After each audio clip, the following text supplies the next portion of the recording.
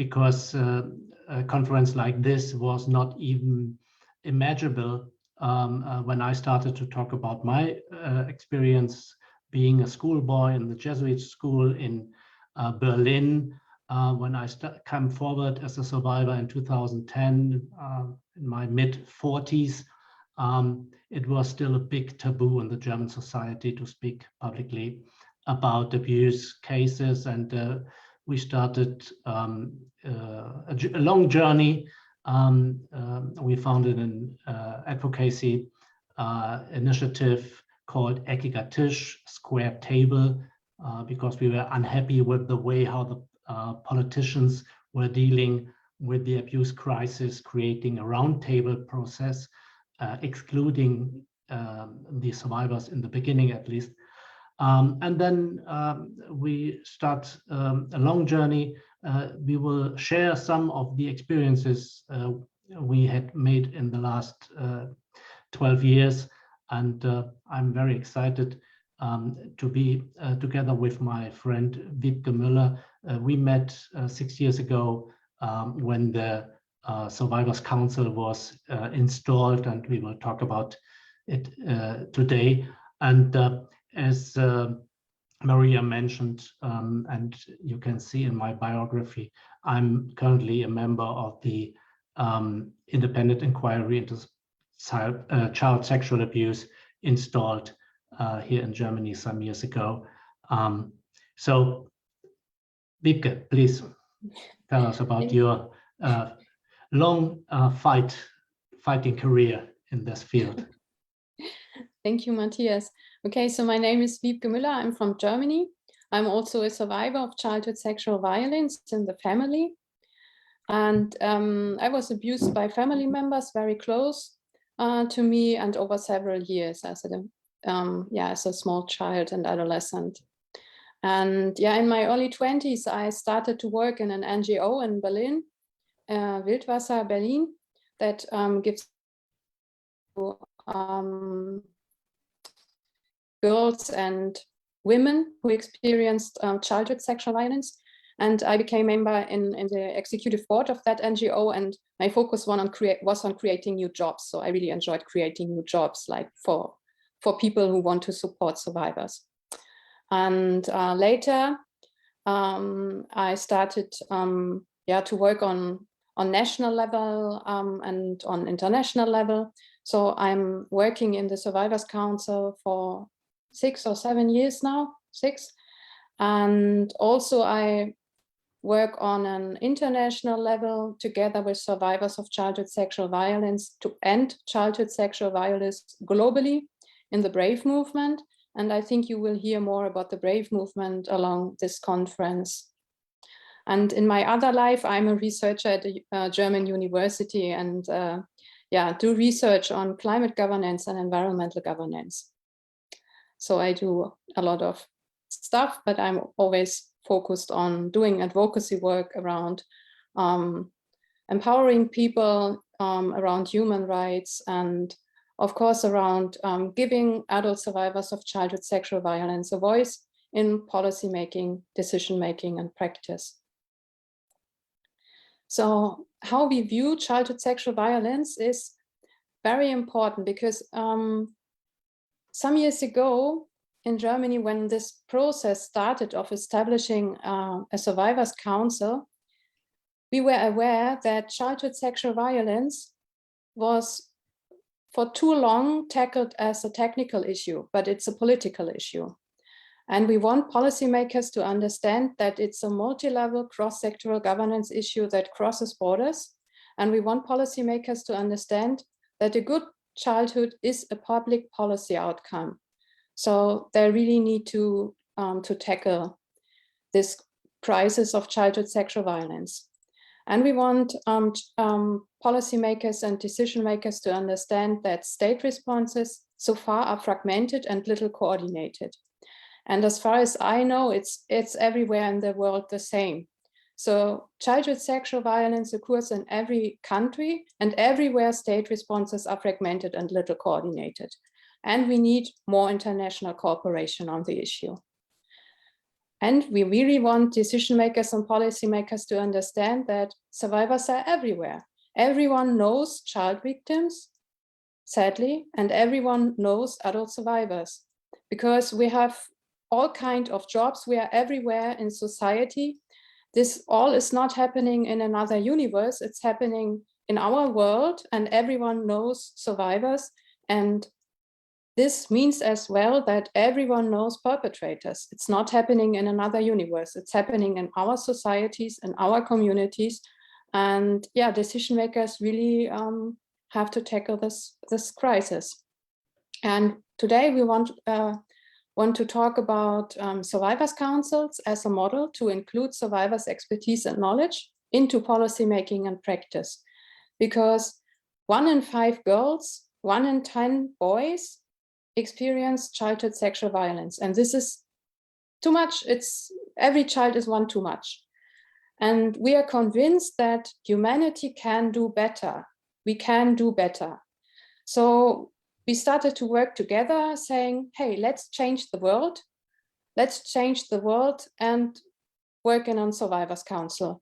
And this is what we want to present you today. Matthias. Thank you.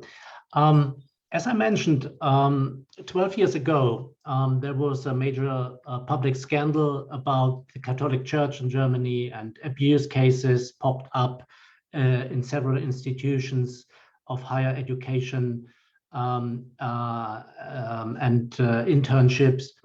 And it's very fast extended to other institutions, not only the church, but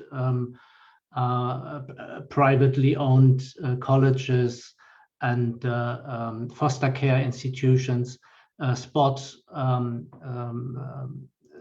communities. And the politicians decided to create a roundtable process then in 2010 to deal with this crisis. And as I said, in the beginning, there was no space reserved for survivors. We had to fight over a year to come to the very end of this roundtable process to become a participant on this process. So it was not clear from the beginning that the public and the policymakers in Germany were prepared to accept that survivors are not only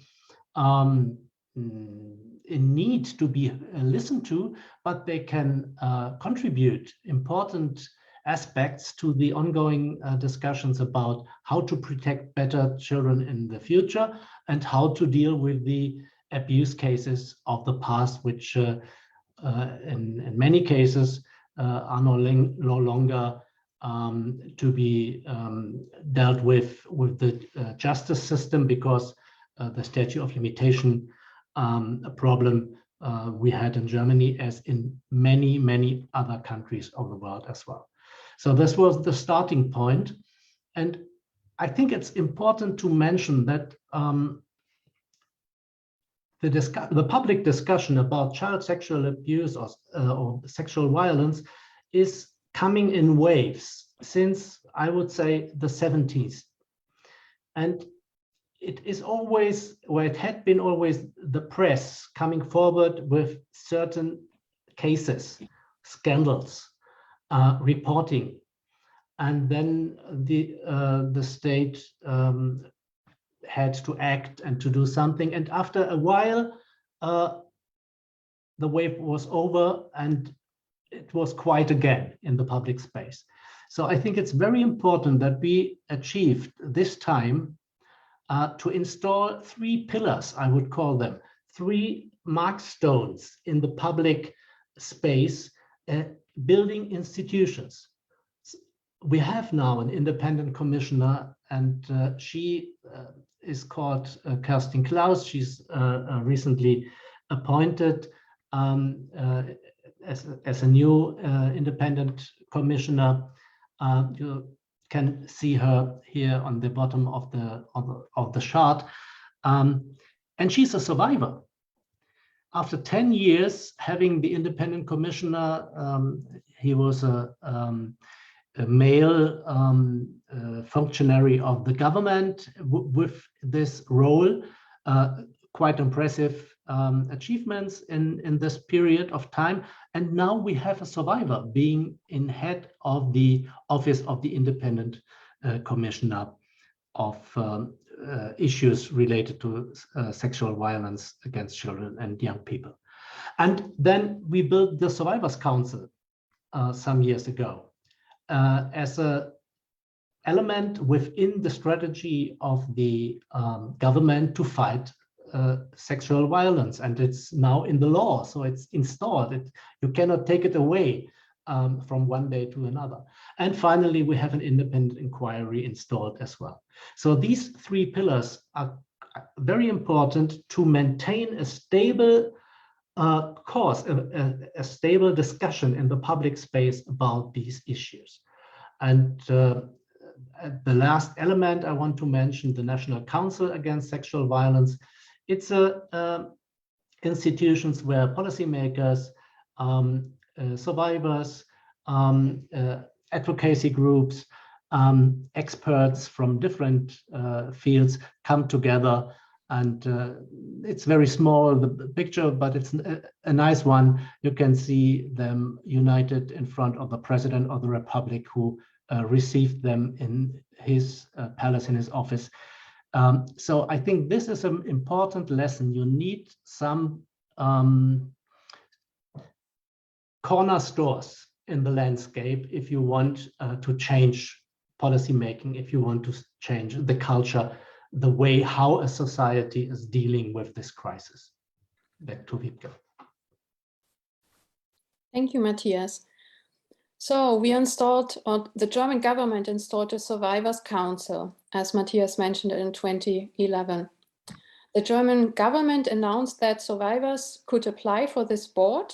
It's an advisory board linked to the German government, and more than 200 survivors applied for this board. And then there was a selection process, and persons from the selection committee were representatives from all political parties that were part of the German government.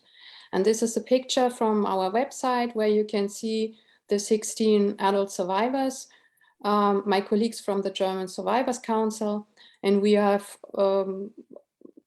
all kinds of jobs and very diverse knowledge and expertise, but all of us share the experience that all of us are survivors of childhood sexual violence.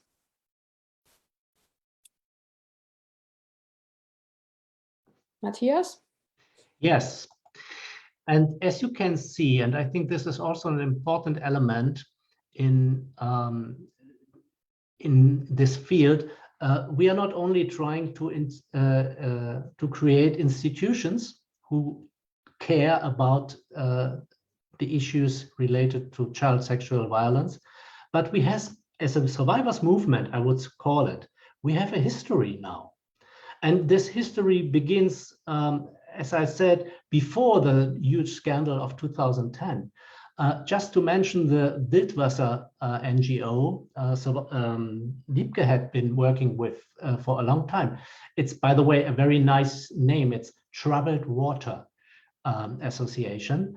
So the Troubled Water Association goes back to the 70s, to the 80s, when women basically started to talk in public about violence experiences in relationships, in families, and no one wanted to listen at that time.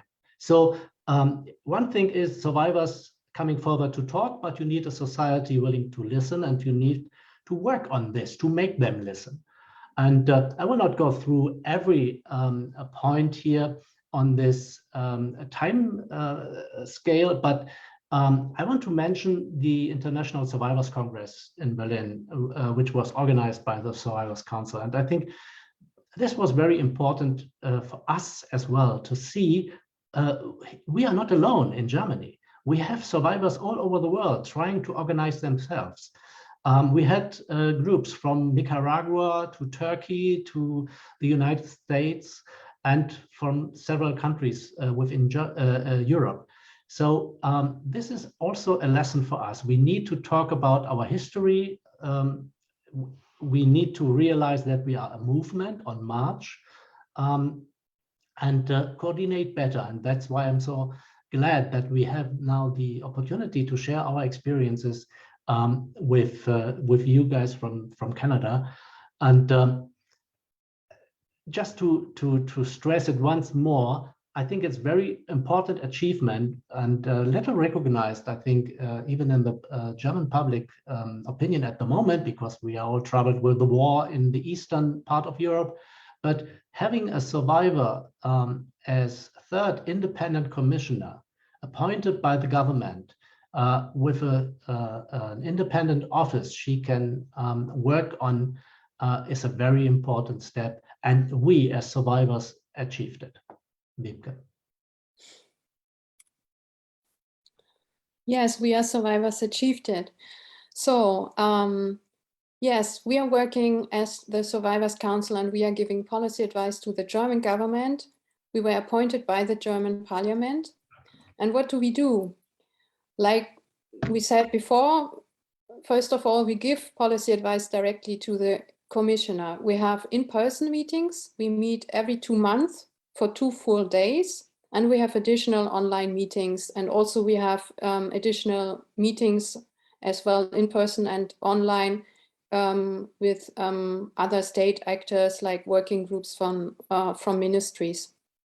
We are informing policy and practice in the whole policy area. So we inform policy and practice, for instance, on prevention strategies, on support and help for victims and survivors. We work to strengthen participation of survivors everywhere. We engage in research. We work on justice, and we inform policy and practice on child-friendly criminal proceedings. And how do we do it? We are allowed from the German government to comment on policy drafts. So I would say that for the last 5-6 years, the Survivors Council was involved in all policy reforms on the issue by commenting on policy drafts. So working together with different ministries, because childhood sexual violence is a cross-sectoral governance issue, so you have to work together with different ministries or departments. We issue public statements and opinion papers that you can find on the website and on social media. And we organize public events, for instance, workshops or our survivors congresses that we organized in 2016 and 2018. And we work in working groups together with other stakeholders, together with state actors from several ministries. Also, we are invited to participate in advisory boards and research projects. And one of our focus is to strengthen participatory approaches in research. Matthias. What we want to achieve with all these activities, well, we want to have an impact on the political and public debate about the causes, the consequences, the magnitude of child sexual violence in Germany. And we try to do it from our perspective as survivors. As I said, there had been several waves in the past of this issue, and we try to keep the topic on the political agenda. And for the very first time after the last election, last general election in September, we could observe that the political parties at least were adapting some elements of what survivors are fighting for a long, long time in their plan for the new government. Now we will see how they put this political agenda into practice. So the stronger and lasting awareness is very important on this issue and for us as survivors movement. The other aspect, we want to be participating in the policy making. We are experts on our own. We know in many aspects better than anyone else about how to deal with certain aspects. Just to give a small example from the recent days, when the interior ministers from the G7 countries, from the EU member state countries, agreed to have an initiative about the way how in the internet they want to protect children from being exploited by child abuse representations, so-called child pornography, then you could notice from the debate that the perspective of survivors was missing. They were discussing about technical issues, and important aspects were mentioned by different experts, but the expertise of survivors was missing. So there is still space where we have to conquer and to come forward with our word to be listened to as experts in our own affairs. Other aspects, judicial procedures, the way how children, victims in general, are protected in the processes and procedures in court is a very important aspect. Many aspects had been improved during the last decade or so, but there is still a lot to do in practice. Okay, and what we achieved as well is that this year a new awareness campaign in Germany will start, and this awareness campaign will be informed by the Survivors Council from the very beginning. And we fought for that awareness campaign for years. And when we first wanted to start a new awareness campaign, we wanted 1 billion. And what did we get at the end? 15 million, but it's okay. So we have 15 million euros, and this awareness campaign will run for 3 years. So this was one of our recent successes, and I'm very much looking forward to this awareness campaign in Germany. Of course, the numbers will go up because people will report more, but I believe that we need this moment of pain for the whole country to really realize that so many children are suffering and so many children are victims of childhood sexual violence, and so many adults are speaking out, and Germany really needs to be aware of that. And so I believe that the awareness campaign will be a new trigger for policy change in the future, because policy change happens because new actors are entering the political arena. And this is what is taking place in Germany and taking place in other parts of the world as well, because adult survivors become parts of the policy-making and decision-making process. And this will lead to policy change, to transformative policy change, because we engage in that change. Matthias. Yeah, you have mentioned already national campaigns from the past, No Space for Abuse, Schools Against Sexual Violence, and now the new awareness campaign, which is to be started in short time by the German government. These constantly looking to convince the general public that there is a crisis we have to be aware of, is one very important aspect on having a survivors council. You have visibility for the issue. It's not a campaign of the government only, but it is brought forward by survivors. And the pictures taken here are from the 2 congresses we mentioned before. Strong Together was the label of this Congress of Survivors. These examples, together with publications, with statements, media work, interviews, we are not only having the government doing a campaign for us, we are participating and we are promoting the campaign on a national level. And more and more survivors are present with statements in media. I remember 2010, when the church crisis started, there was almost no one from the survivors empowered enough and prepared enough to go in front of the media and to talk to them. And now we have a lot of expertise in the Survivors Council and in other survivors initiatives around So the media constantly can find statements, interview partners when they want to report about certain policy issues. Thank you. Here I have two examples about how our voice informs policy in Germany. We have issued some statements, hearings, organized hearings, and issued opinion papers that you can find on the website. Of course, everything is in German. We are working on that to have at least some documents translated.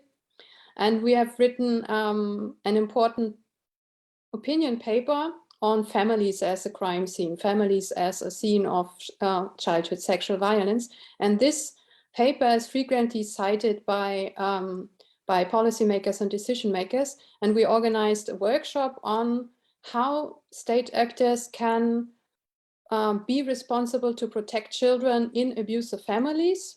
You can see a photo there. And then the Inquiry Commission took on the issue and organized a public hearing, and 600 persons attended that public hearing. And I think this is a big success and really shows that this is interesting for the public and for policymakers as well. 600 people attended a public hearing on childhood sexual violence within families.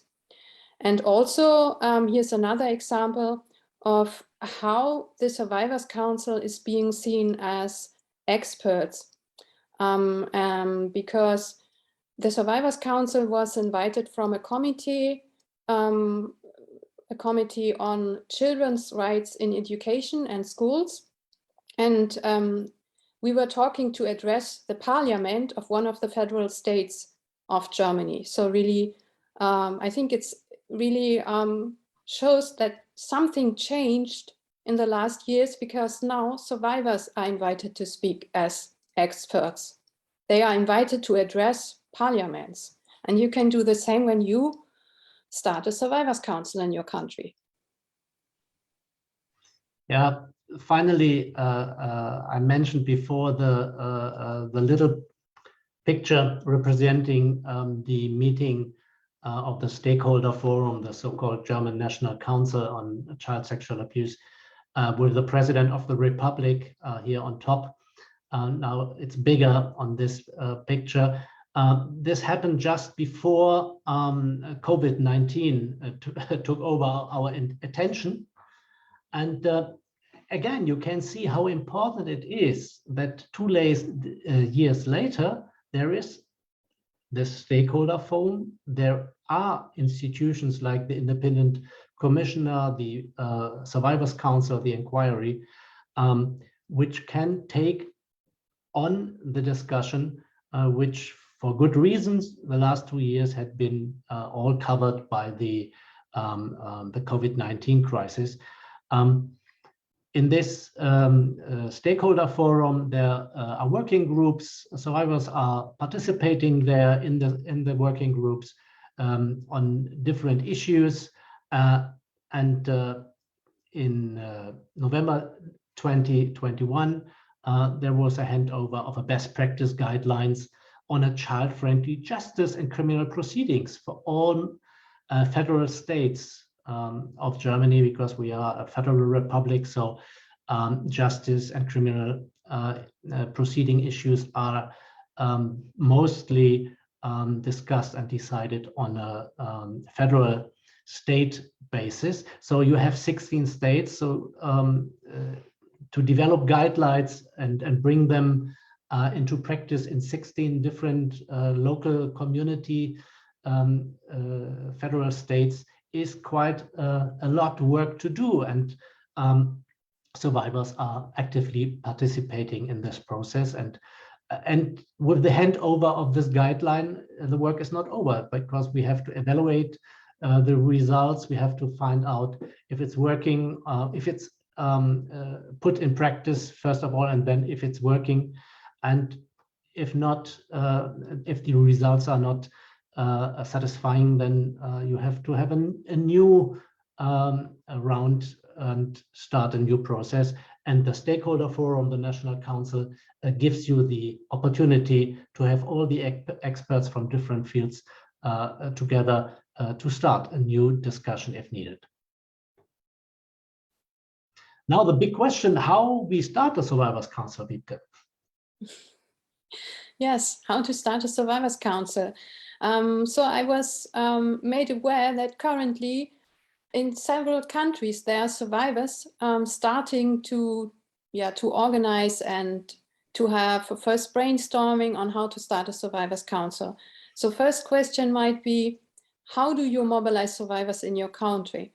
So you have to find people who want to change the world. So you have to mobilize survivors in your country asking, hey, do you want to change the world together with me and end childhood sexual violence? Because the Survivors Council is not a healing group. It's very different. It's an advisory board. It's not a healing group. So first you have to mobilize survivors in your own country, which is not easy because networking takes a lot of time, yes. You have to ensure diversity and inclusiveness of this group. And of course, you have to develop and agree on an agenda and an action plan for your Survivors Council. What will be your strategy? What are your political goals? And be mindful of governance guidelines. Take your time for that, including TOR, including a whistleblower policy, and establishing independent rules for complaints, for instance. Really take your time and be mindful to these governance guidelines. And you probably will need some seed funding. So you have to ask the question, from who and how much? How much money do you need and from who? Like, do you accept government money, or who should fund your Survivors Council when you start to organize survivors and to establish this council? And one of the most important questions, who do you want to give advice to? Is there a special commissioner in your country? Like in Germany, there is a special commissioner on childhood sexual violence issues, and we, the Survivors Council, can give advice to this commissioner. And also we are appointed by the German parliament. This is like, we have democratic legitimation to do this. If this does not exist in your country, you have to fight for that, demand it, because this is a unique moment of policy learning, and you can always say, other countries can do it, why not my country? And you can learn from other emancipatory social movements and groups, because like, we are not the first people who doing this kind of social movements, and we can learn from each other, and we should learn from each other, because in Germany we learned so much from other countries. And I can personally say that our two international congresses in 2016 and 2018, they really changed my world and my worldview.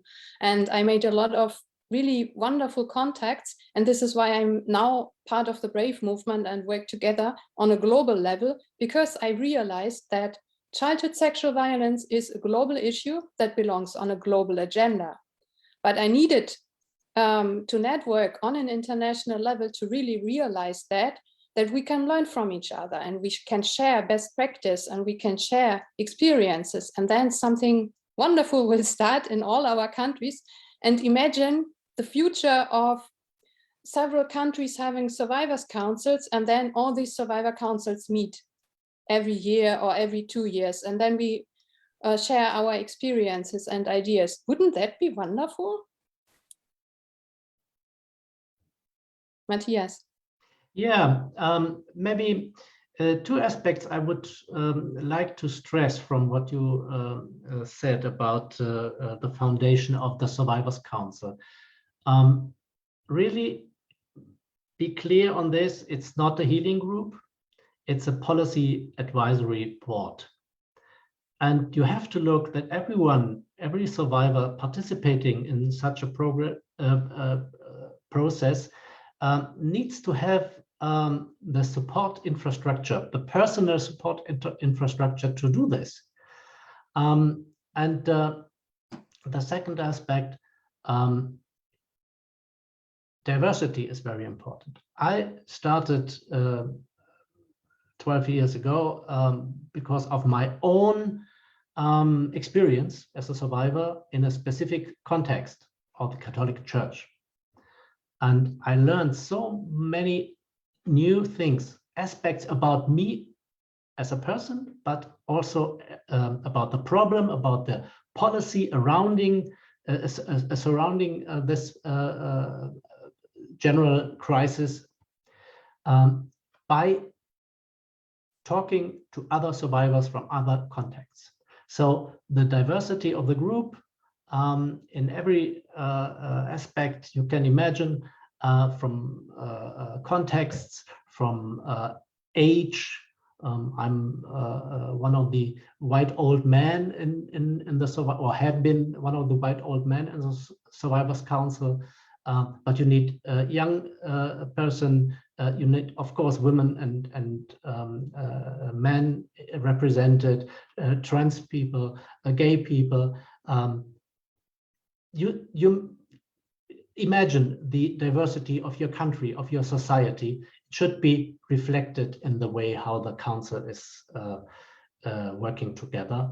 And you need a selection process, someone who needs to decide to put the group together. You can't do this by your own, at least not without a support infrastructure for this. There are probably several ways to do it in practice, but it's a project which really can change the policy making in your country, and could be an important aspect also for the international working together in this field, fighting child sexual abuse, sexual violence against children and young people in our lifetime. And yeah, now it's time for question and discussion. Thank you for listening so patiently to what we try to explain to you with our limited resources and language ability. So thank you. Okay, thank you so much. You can find us on Twitter, and looking forward to your questions. I hope this works when I stop screen sharing. Maybe, can people ask questions? Yes? Okay, yeah. Brilliant. Okay. You can also put comments or questions in the chat. Thank you for the good feedback. Thank you so much, Wibke and Matthias, for sharing all that you have been up to in Germany. It's so inspiring. And I know I typed in the chat that we, myself, Stuart Arthur Lockhart, who's the founder of the Gatehouse, who I'm going to ask if he wants to join in and say a few words about this. We are, with your guidance, of course, starting a Survivors Council of Canada. Let's see if Art can get back in here. And again, thank you everyone for your patience with all this technology. I do have a question. You made a comment, Matthias, that that awareness campaigns or awareness discussion around CSA comes in waves. We have the same thing happening in Canada. It's when a hockey player is assaulted or a celebrity is harmed or a celebrity voice has been added, then the attention goes there for 5 seconds, and then we're back into 6 months of nothing. It's like we don't exist. I just wanted to hear your thoughts on that. Again, please. Yeah, that's why luckily we were able to build some institutions. I think this is the only advice I can give you. Try to build an infrastructure, starting small, you can rely on for this dry season when no one wants to report anything about this issue. And an awareness campaign is nice to have, but you need an infrastructure to deal with it. Because we know all, when you have an awareness campaign, survivors who are living their life and with full right to do so, and they are not thinking constantly about the abuse they suffered years ago. But when you trigger them with a campaign, you need to have an offering. Why are you molesting me with these memories if you have nothing to offer? In healing infrastructure, a counseling infrastructure.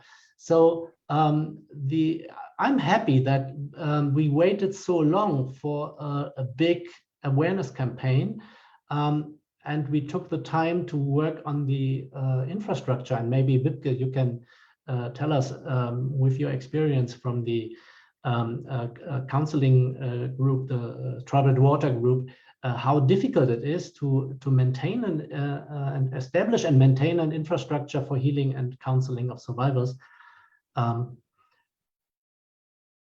Yes, we have several counseling centers across Germany, but funding for all these counseling centers is very difficult. They are not state funded or anything.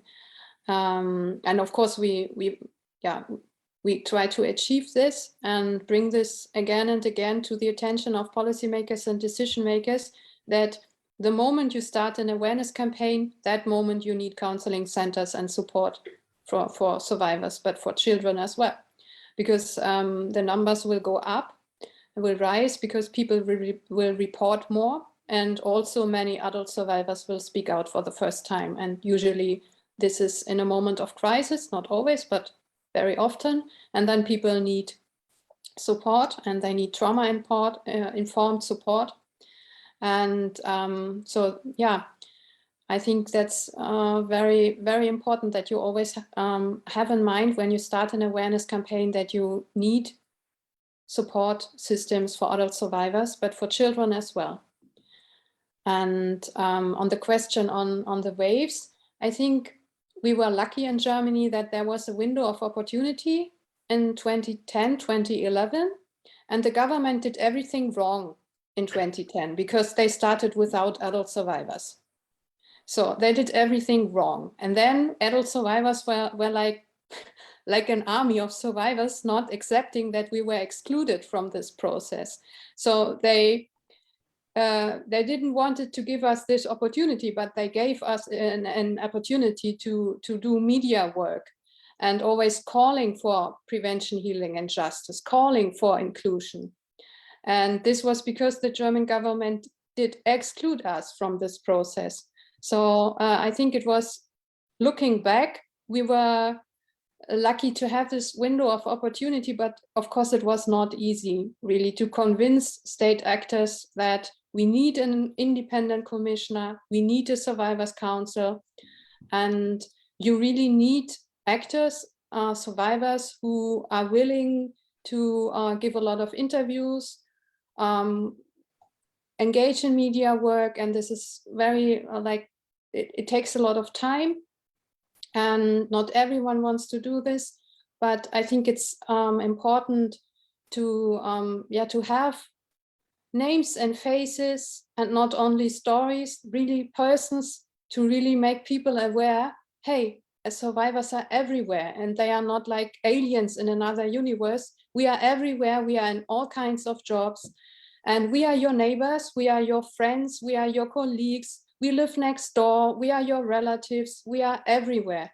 And I think this was a success that we had in Germany, this moment, when enough, not everyone, but enough policy and decision makers realized that this is happening now, it's happening in our society, and we need to deal with that.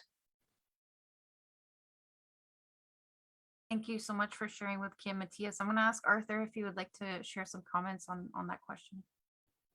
I would, first of all, again, to say to the two of you presenters, beautiful. It's really wonderful to be around your energy. It just really wonderful.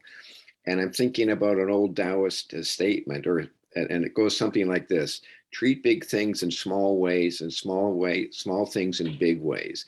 And I'm thinking about the idea of how one builds a group together. It can look so small, right? Two people reaching out, shaking hands, saying, hello, you're meeting for the very first time, and you're going to talk about some pretty horrific scenarios. What happens in that moment when you reach out your hand to shake another person's hand? And from that, it seems, if we pay attention to each other, really pay attention. In fact, I'd even change the word from pay to provide attention. Provide attention for another human being. The word pain seems to have money connotations attached to it. But if I provide something, it's a little bit like a quilt on a chilly night. You put that around somebody's shoulders. And in that attention, all kinds of wonderful experiences can unfold and evolve in really healthy ways. And this is what's happening right now, because of what you have done, the two of you, here we are sitting here having this conversation. thousands of kilometers apart, but really we're connected, aren't we?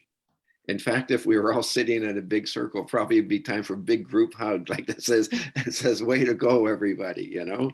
And so that's what we are doing right now in Canada, referencing what your magic has been in Germany. And we want to tell you that the momentum is here. We are doing this. We are going to be absolutely relentless in doing this. And so we all have backgrounds in doing this work as well.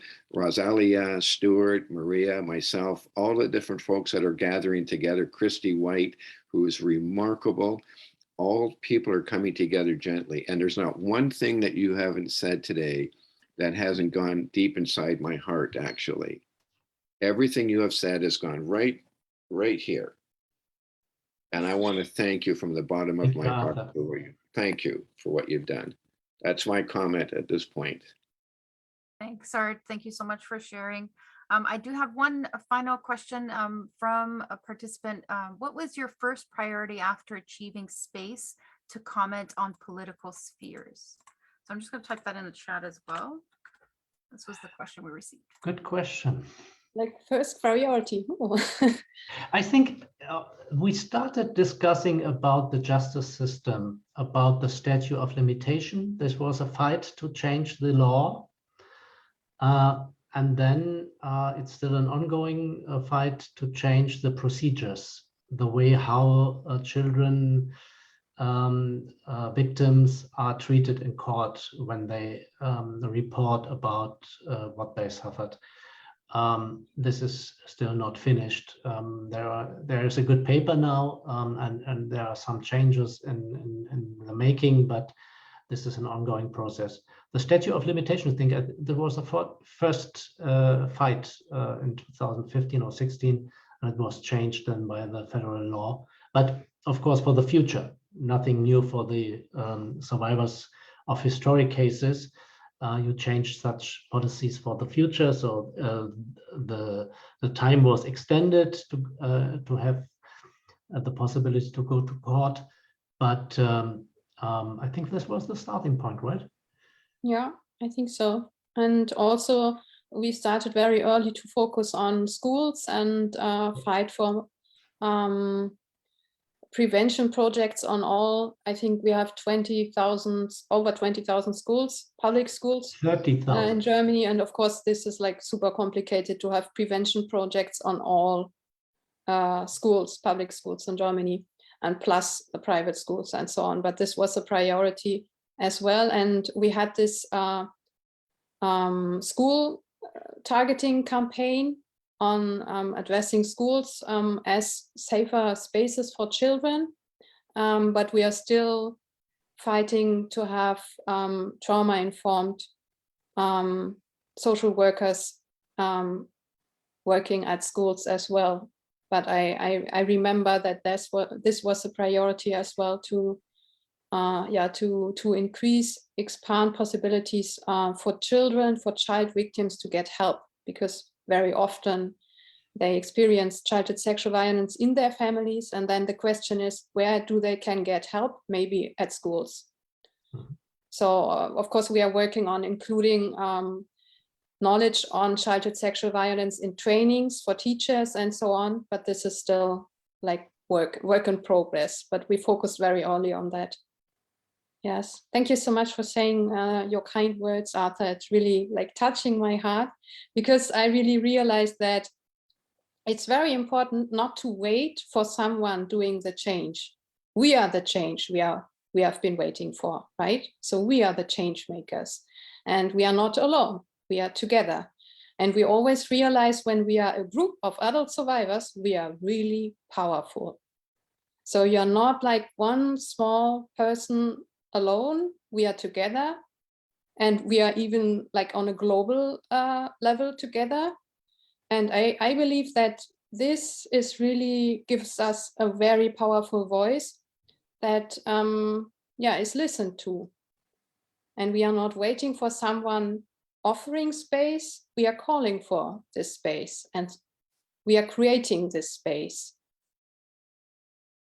So I think it's Yeah, just do it. Don't wait. Just do it. Start where you are. Dream big, start small. Start where you are, and you are perfect. You don't need more knowledge on anything. You can just start where you are and then learn. You can always learn. And we are always growing and learning, and yeah, be pragmatic and start where you are. Thank you, Wibke, for sharing those powerful words. May I have your permission to make that an inspirational video on YouTube later? Like one of those messages with sound and beautiful waves in the background, your voice transcending the awesomeness. Thank you so much, Wibke and Matthias, for sharing your insights and all that you're doing in Germany. Thank you, Stuart, my awesome co-host, for helping out with all the technical difficulties. Apologies again to everyone who had technical difficulties joining us this morning.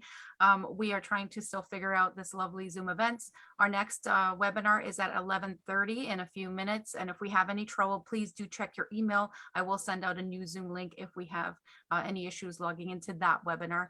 On behalf of the Gatehouse, thank you so much again, Wibke and Matthias, for joining us today and for doing all that you do for survivors around the world. See you soon. Thank you. Thank you so much.